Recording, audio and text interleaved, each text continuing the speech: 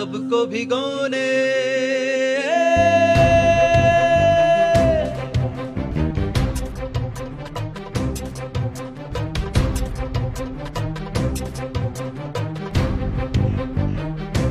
आंखें बंद कर लें। मन वचन काया शांत, शरीर शांत, विचार शांत, सृष्टि शांत, वातावरण शांत, हर दिशा हर किनारा शांत शांत शांत।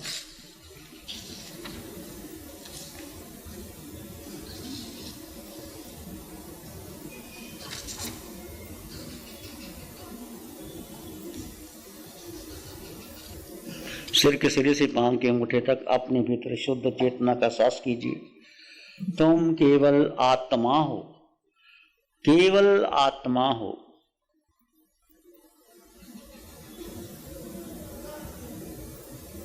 पूरे सिर के सिरे को देखें।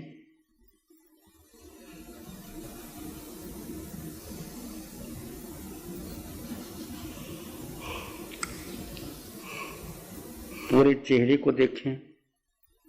देखने का मतलब अनुभव करें। दोनों आंखों को, नासिका, दोनों गाल, दोनों कान, होंठ, पूरा चेहरा। चेहरे में इस आत्म तत्व का अनुभव करें।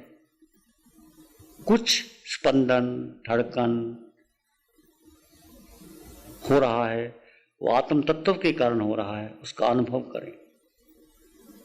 विचार आएंगे, विचारों को गौण कर दीजिए।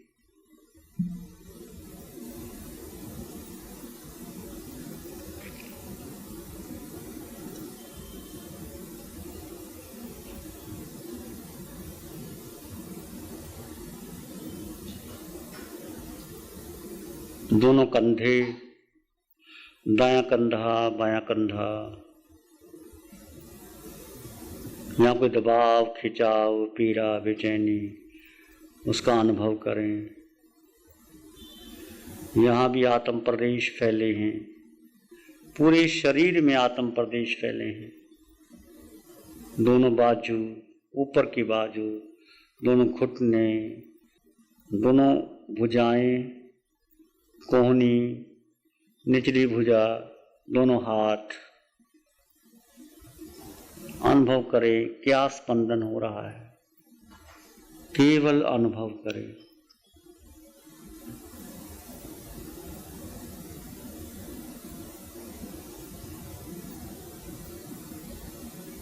छाती, छाती का दायां भाग, बायां भाग,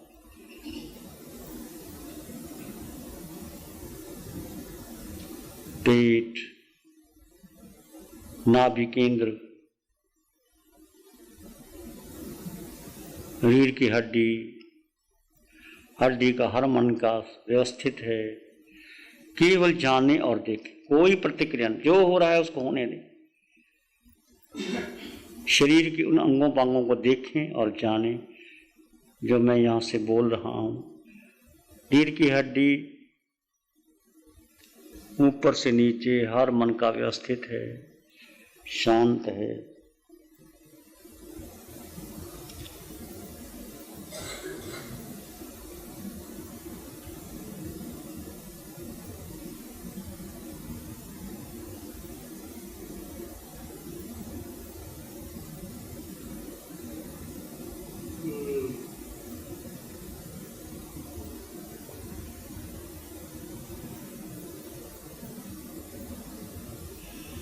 दोनों जंघा, दाईं जंघा, बाईं जंघा,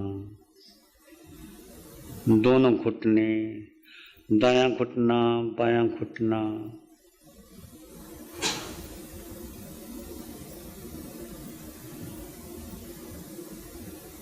दाईं टांग, बाईं टांग, दायां पांव, बायां पांव, सिर के सिरे से पांव के अंगूठे तक अपने भीतर शुद्ध चेतना का एहसास कीजिए। तुम केवल आत्मा हो।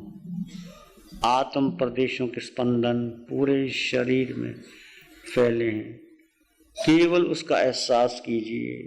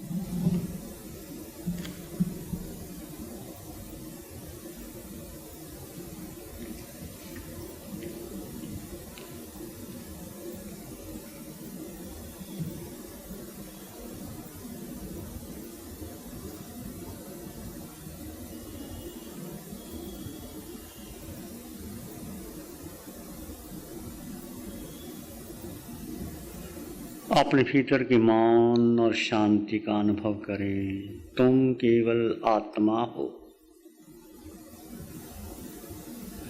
धीरे धीरे विचार शांत हो रहे हैं, मन शांत, आसपास का वातावरण शांत।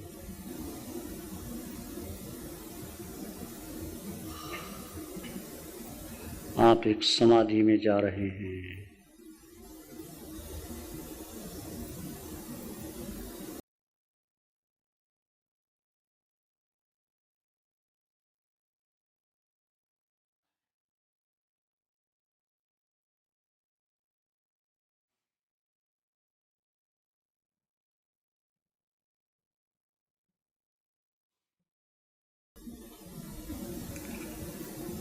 मैं आत्मा हूँ, मैं ही सत्य हूँ, शाश्वत सत्य हूँ, त्रिकाल सत्य हूँ, तीनों लोकों में मेरा अस्तित्व है।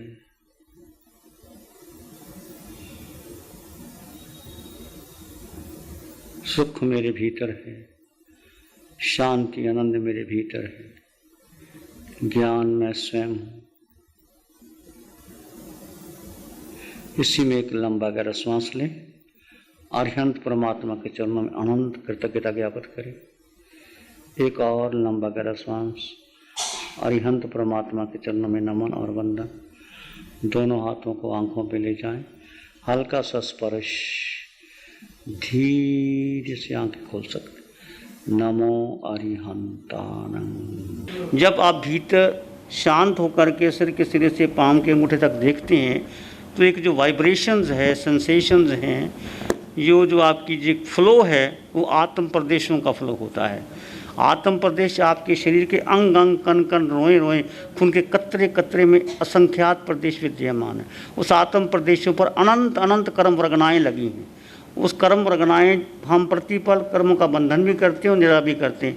यदि आप अपने स्वभाव में रहते हैं, ये बड़ी भगवान महावीर की वैज्ञानिक कहूँ या आत्मिक आध्यात्मिक कहूँ कि जैसे आप अपने स्वभाव में हैं तुरंत कर्मों की नजरा होती है। आत्मा का स्वभाव है मात्र दृष्टा।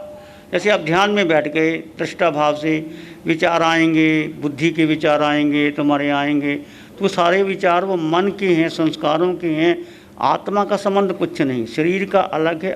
इसलिए भेद विज्ञान, महावीर की सारी साधना भेद विज्ञान की है कि जो कुछ भी हो रहा है उसको भेद विज्ञान से देखिए, कोई प्रतिक्रिया ना करिए। आप प्रतिक्रिया नहीं करोगे तो आपके कर्मों का बंधन नहीं होगा और कर्मों की नजरा होगी। ये सबसे उत्कृष्ट साधना है, ये चौथे आर्य की साधना है, क्योंकि सारा संसार एक अलग तरह का है और ये महावीर की साधना एक भिन्न है आत्मदृष्टि से। इसको करने के लिए आपको सीढ़ी दी है कोहम की, तो उसको भी आप प्रयोग कर सकते हैं। जितना ध्यान आप एक समय एक सुबह एक समय एक शाम करते रहिए, उसमें सोहम कोहम मैं मेरा योग निद्रा ध्यान है वो लेकर करते रहिए। जब ऐसे भी आप करना चाहें, जैसे आपको बताया भगवान को वंदना की अरिहंत परमात्मा को ईशान कोण में, क्योंकि उनकी कृपा से साधना मिली है, उनको वंदन करके शासन देवों को नमन करके आप एक आसन पे बैठ जाइए, आंखें बंद कर लीजिए, सिर को स्थिर कर दीजिए, आते हुए श्वास को देखिए, फिर श्वास का सोहम ले आइए, फिर शांत हो जाइए। फिर सिर के सिरे से पांव के अंगूठे तक एक सुझाव दीजिए कि मैं शुद्ध आत्मा हूँ। तुम शुद्ध आत्मा ही हो। आत्मा का रंग नहीं, रूप नहीं, वर्ण नहीं, गंध नहीं, रस नहीं, स्पर्श नहीं। आत्मा खाती नहीं, पीती नहीं। आत्मा के माता नहीं, पिता नहीं, बहन नहीं, भाई नहीं। ये सारे संबंध शरीर के। ये पर आत्मा है तो सब कुछ है, आत्मा नहीं तो कुछ भी नहीं। आत्मा के बिना तो एक श्वास भी नहीं तुम ले सकते। तो हमने आत्मा को गौण कर दिया, कोई नाम शरीर को दे दिया, उसको हमने प्रमुख दे दिया। सारा मिथ्या ज्ञान है, अज्ञान है। इसको समझने के लिए फिर आप किसी आत्मा गुणों का चिंतन करते रहिए, सुझाव देते रहिए। मैं आत्मा अनंत सुख वाला। धीरे धीरे आपका मन शांत होगा। कई बार विचार बहुत आएंगे तो आने दो, विचारों की उपेक्षा कर दो। विचार मन के हैं, बुद्धि के हैं, धारणाओं के हैं, आत्मा के विचार नहीं है। तो वो तो विभाव अवस्था है। जैसे जैसे आप दृष्टा में रहोगे अपने आप आपके विचार शांत होते चले जाएंगे। जैसे पानी गंदला है, क्या करना होता है, एक मटके में रख करके रख दो, पानी अपने आप नीचे मिट्टी बैठ जाती है, पानी निर्मल हो जाता है, पानी अपने स्वभाव में आ जाता है। तो आप जितना आप अपने आत्म स्वभाव में रहोगे, आत्मा का स्वभाव है मात्र दृष्टा, कर्ता भोक्ता नहीं। यदि आप कहते मैंने किया, वो शरीर का काम है। इसमें जो ध्यान शिविर हुआ ये हमने कुछ नहीं किया, अरिहंत परमात्मा की कृपा, आपका उपादान हमारा निमित्त, प्रभु की कृपा बरसी। इसलिए हर कार्य करते हुए अपने कर्ता मत बानिए। तुम भोजन बनाती हो, क्या मैं पूछता हूँ भोजन तुम बनाती हो? यदि चाय पत्ती ना हो, दूध ना हो, चीनी ना हो, गैस ना हो तो चाय बनेगी? सबका संयोग चाहिए। तो कहना पड़ेगा चाय बनाई, पर कितना का संयोग है? सबके सहयोग से चाय बनी। ऐसे ही आप खाना, सबका सहयोग। तो जो कुछ भी हो रहा है सबके सहयोग से हो रहा है। जैसे शिविर लगा, जो कुछ भी होता है परिवार में सबके सहयोग से होता है। सहयोग से हम करते हैं तो एक कृपा बरसती है। तुम समायक भी कर सकते हो। समायक में हम ये मना नहीं करते कि तुम पाठ ना करो, वो अलग करो। यदि ये ध्यान करना तो केवल ध्यान ही करो। इसमें पाठ को जोड़ेंगे ना तो आत्मा की गहराई नहीं आएगी, ऊपर लेप लग जाएंगे। जो नकार मंत्र है, लोगस है, वो कोई चीज़ गलत नहीं है। जो भी हमने आपको बताया वो अपने स्थान पर वो ठीक है, परंतु ये आत्म दृष्टि और आत्म ज्ञान केवल आत्मा, और तीनों लोकों में तीनों कालों में एक ही सत्य है आत्मा, बाकी कोई सत्य है ही नहीं। देखिए शरीर बदलता है। बचपन में तुम्हारा शरीर कैसा था, युवा में कैसा हो गया, बुढ़ापे में कैसा हो गया, कितना शरीर बदल गया, संबंध बदल गए। आज आपका बेटा कहना मानता है, कल को नहीं मानेगा। आज वही भोजन अच्छा लगता है, कल को नहीं लगता। आज धन है, कल को नहीं रहता। आज शरीर सुंदर है, कल को नहीं रहता। तो देखते देखते कितना बदल गया। और पहली बार जन्म नहीं मिला, अनंत काल में अनंत बार हम सब के संबंध बन गए। और जीव संसार का या एक पृथ्वी का एक कण भी नहीं जो हम साथ ले जा सकते हैं। तो किसके लिए हम उसको अपना माने? अपना क्या है? एक आत्मा, वो सदा काल तुम्हारे साथ है, तुम कहीं भी जाओगे। पर हमने आत्मा को गौण कर दिया और किसको प्रमुखता दे दी? शरीर को, संबंधों को, संयोगों को और अपने रिश्ते नातों को, धन को। वो है, उसका उपयोग है शरीर का। ऐसा नहीं कहते शरीर का उपयोग नहीं, पर शरीर से यदि आप साधना करोगे तो कर्म निरा करके मोक्ष प्राप्त कर लोगे। यदि भोग भोगोगे संसार के तो उस कर्म का बंधन होगा। इतना ही अंतर है। देह बहुत उपयोगी है, पर यदि आप योग में लगाओगे, उपयोग में लगाओगे, आत्मदृष्टि में लगाओगे तो यही देह से परमात्मा पालोगे। और यदि देह को आपने भोग में लगा दिया, पांच इंद्रियों के विषय में लगा दिया, तो अनादिकाल से हम लगाते आए हैं। इसलिए आप सबका बहुत बहुत साधुवाद। प्यारी गुरुवाणी है, बड़ी ही सुहानी। मेरा नाम विजय जैन है और मैं जोधपुर का हूँ। वैसे मुझे ये शिविर बहुत अच्छा लगा।